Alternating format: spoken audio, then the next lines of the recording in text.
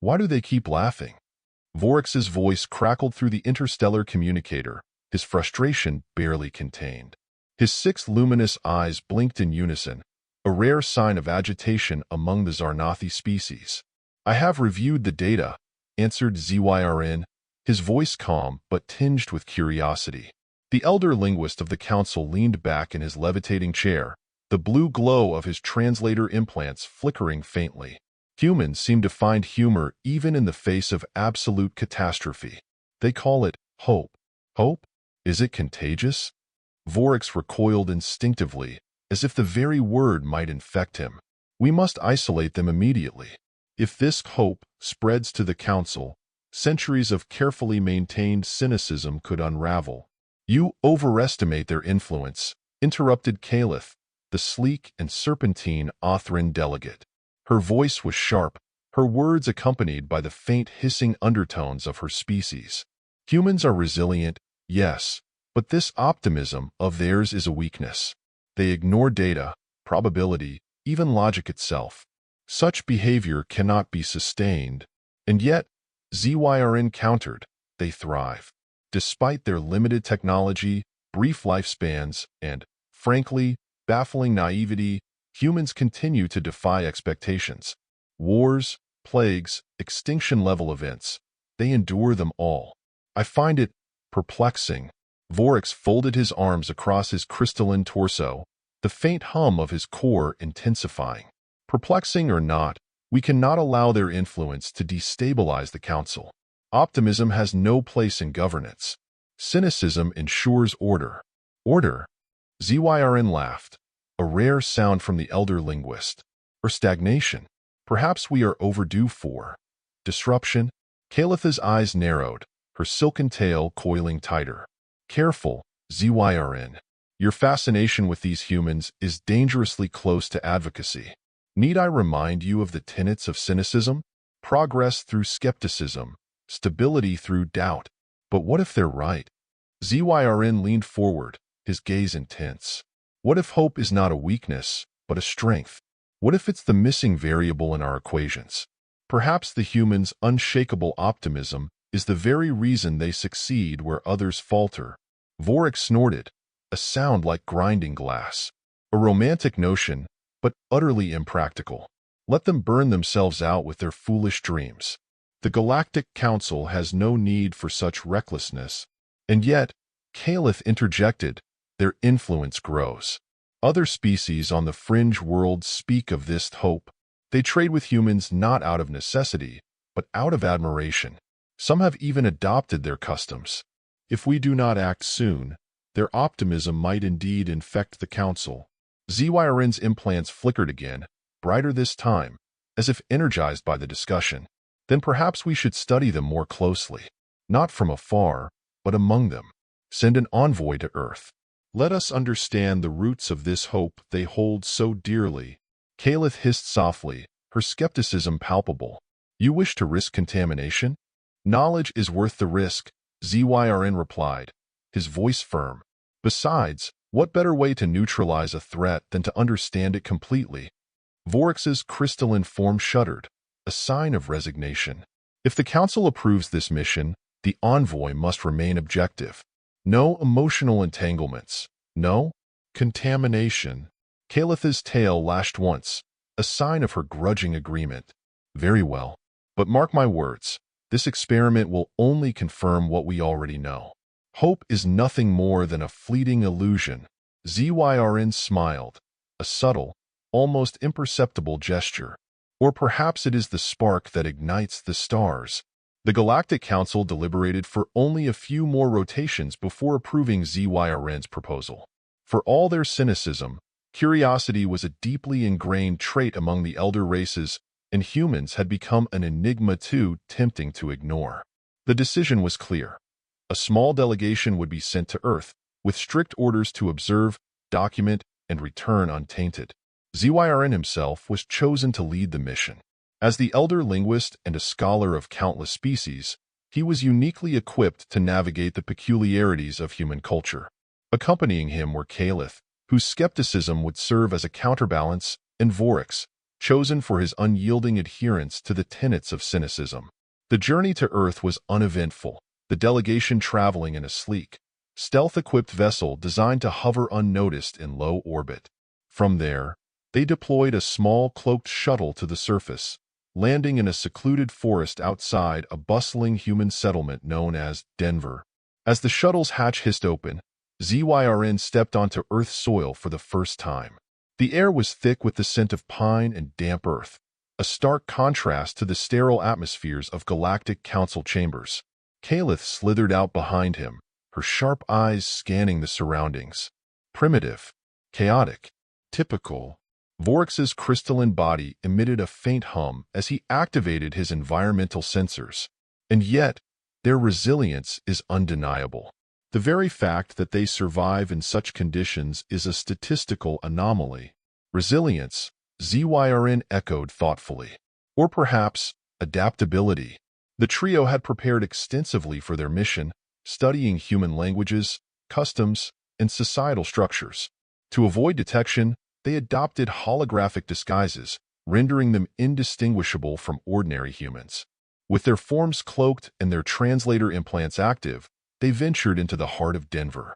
The city was alive with activity, humans rushing to and fro, their faces reflecting a mix of determination, weariness, and fleeting joy. It was a sensory overload for the alien delegation, each sight and sound an unexpected puzzle. How do they endure this chaos? Kalith muttered, her serpentine grace masked by the hologram of a tall, dark-haired woman. Observe, ZYRN replied, gesturing subtly toward a street musician playing a guitar on a busy corner. A small crowd had gathered, their faces lit with smiles as the musician strummed a lively tune. Voryx tilted his head, his disguised form mimicking a stoic older man. Music, a primitive auditory phenomenon. Its purpose? To evoke emotion, ZYRN answered, and perhaps to share hope. The trio lingered, watching as coins and bills were tossed into the musician's open guitar case. A child danced to the music, her laughter cutting through the noise of traffic. For a moment, even Kalith seemed captivated, her skepticism giving way to a flicker of curiosity. Emotion-driven behavior, she remarked. Illogical, yet effective. Their observations continued over the following days, the delegation blending seamlessly into human society. They visited markets, cafes, libraries, and parks, each location offering new insights into the perplexing nature of humanity. What struck ZYRN most was the sheer diversity of human experience. No two individuals seemed to approach life in the same way, yet all were united by an unspoken thread of determination. One evening, while sitting in a bustling diner, ZYRN initiated a conversation with a human patron. The man, a wiry figure with graying hair, introduced himself as Samuel. "You're not from around here, are you?" Samuel asked, his tone friendly but inquisitive. ZYRN hesitated for a fraction of a second before replying, "No, I'm traveling, studying new perspectives." Samuel chuckled.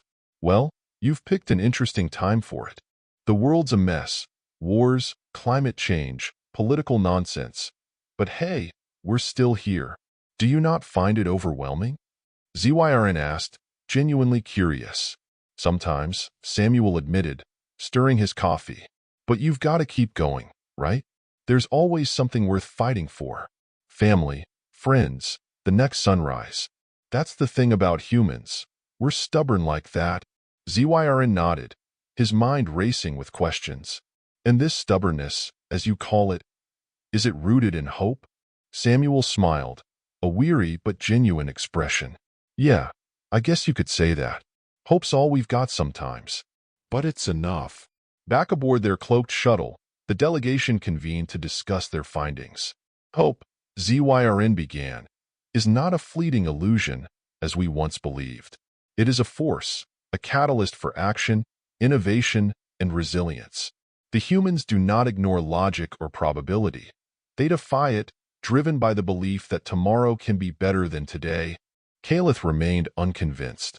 Such defiance is unsustainable. It will lead to their downfall. Perhaps, ZYRN conceded. But until then, It propels them forward in ways we cannot fully comprehend. Their optimism is not a weakness. It is their greatest strength.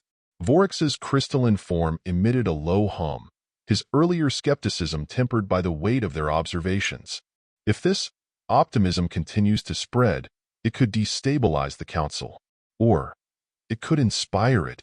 That, ZYRN said with a faint smile, is a question only time can answer. The delegation spent weeks immersing themselves in human culture. While ZYRN was increasingly fascinated, Caliph and Voryx struggled to reconcile their observations with the tenets of cynicism. Each encounter with humanity's optimism challenged their deeply held beliefs, planting seeds of doubt that they refused to acknowledge aloud. One pivotal moment came during a natural disaster. A massive hurricane struck the southeastern United States, displacing thousands. The delegation observed humans rallying in response, volunteers organizing shelters, strangers donating food and supplies, and neighbors rescuing one another from flooded homes. Calitha's sharp gaze softened as she watched a group of children helping an elderly woman onto a rescue boat. They should be panicking, despairing. Yet, they persist. ZYRN nodded. Because they believe in the possibility of rebuilding. It is not logic that drives them in such moments. It is hope. The delegation's growing understanding of humanity did not go unnoticed by the Galactic Council. As reports of their findings filtered back, dissent began to brew among the Council's members. Some feared humanity's optimism would indeed disrupt the galaxy's carefully maintained order. Others, however, began to question whether that order had become stagnant, and whether a spark of hope was precisely what the galaxy needed. Voryx received a direct communication from the Council. His orders were clear. If humanity's influence posed a risk, the delegation was authorized to intervene decisively. When he relayed the directive to ZYRN and Caliph, the room fell silent. They want us to neutralize humanity? ZYRN asked, his voice low. Not explicitly, Voryx replied. But they believe containment may be necessary. Calipha's tail lashed, her holographic disguise flickering momentarily. We came to study, not destroy. But if the Council demands it, ZYRN stood abruptly, his implants flickering brighter than ever. We must make them see. Humanity is not a threat. It is a lesson. We cannot allow fear to dictate our actions. The delegation's tipping point came during a chance encounter with a young human named Elena, who worked as a volunteer at a community center. Elena shared her story with ZYRN, while he posed as a researcher conducting a sociological study. I've seen some tough times, Elena said, her voice steady despite the weight of her words. Lost my parents young. Struggled to make ends meet. But I always believed things could get better. And you know what? They did. Not all at once, and not without a lot of hard work, but little by little. And what drives you to continue? ZYRN asked, genuinely curious. Elena smiled. Because I've seen what happens when people lose hope. It's like a light goes out in them. But if you can hold on, just hold on a little longer. Sometimes, that's all it takes to make a difference. ZYRN shared Elena's story with Caliph and Voryx that evening. Caliph, for the first time, seemed contemplative rather than dismissive. If hope is a contagion, she mused, perhaps it is one worth spreading. Voryx, however, remained torn. We are not here to decide what is worth spreading. Our task is to protect the Council. The Council eventually summoned the delegation back, demanding a full report. When ZYRN, Caliph, and Voryx presented their findings, the chamber erupted into debate. These humans defy every principle of order we hold dear, one elder roared. And yet, their optimism enables progress we have long abandoned, ZYRN countered. We stagnate because we fear failure. Humans embrace failure as part of their journey. That is their strength. Caliph spoke next, her tone uncharacteristically measured. I was the first to dismiss humanity as naive. But their hope is not blind. It is deliberate. They do not ignore reality.